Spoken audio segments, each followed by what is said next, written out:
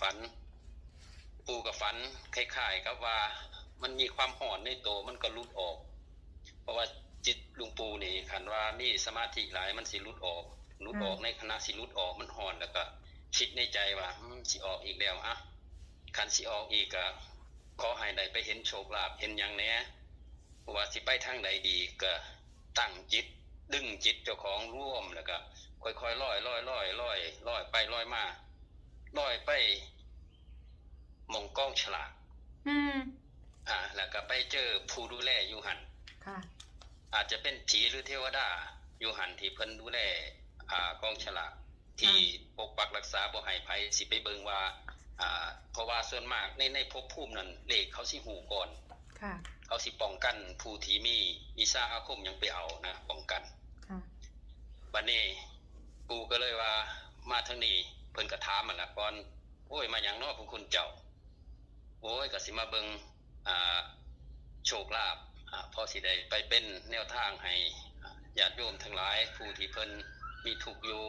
เพิ่นก็เลยคล้ายๆกับว่ามีหยังขอต่อรองนะค่ะก็เลยว่าคันว่าผ้าสวดมนต์แล้วก็แผ่บุญได้หลายบุญบารมีเพิ่นก็สิเปิดอยู่ดอกสู่คนสิมีโชคคันว่าพระคุณเจ้าพาโยมเฮ็ดทำบุญให้ทานรักษาศีลนี่อนุญาตก็พาบางเทื่อกับให้เพิ่นสมาทานศีลก่อนแหละก่อนสิฟังปู่มีวัดนี่ค่ะพี่ก็เลยอนุญาตให้ปู่มีวัดแล้วล่ะค่ะปู่เขาไปเบิ่งค่ะไปเห็นเพิ่นดึงไอ้พวกเลขเก่าๆออกถิ่มมันนะเพิ่นเริ่มเอาใหม่มาของงวดวันที่16มิถุนายนพุทธศักราช2568นี่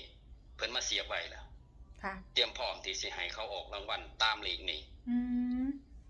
ก็เห็นเลขมันสิมีหม่องเขียนไว้ว่าวันที่1ไปวันที่16มิถุนายนนี่เลขมี3ตัวให้มองหันมันเป็นจุดดำๆไว้มอง3จุดนี่ค่ะแล้วก็เห็นแต่มองถ่ายมันชัดเจนแดงเลยค่ะนี่369ค่ะมันคล้ายๆกับที่อาจารย์เพิ่นมาเบิ่งน้ำตอนนั้นนะค่ะตอนนั้นมัน389เนาะค่ะเดี๋ยวก็ปู่ได้ฝันว่าเงินไหลออกจากตู้แล้วก็เลขท้าย2ตัวมันมีวงกลมสี่เหลี่ยมน้อยๆค่ะ21ค่ะนี่แค่นี้ค่ะปู่ก็มั่นใจนำเพราะว่าเฮ็ดขนาดนี้ก็ย่อมถิ่มสิเป็นบ้าเป็นบ่อเจ้าของกระสร้างแต่ก็อยากให้หายความสงสัย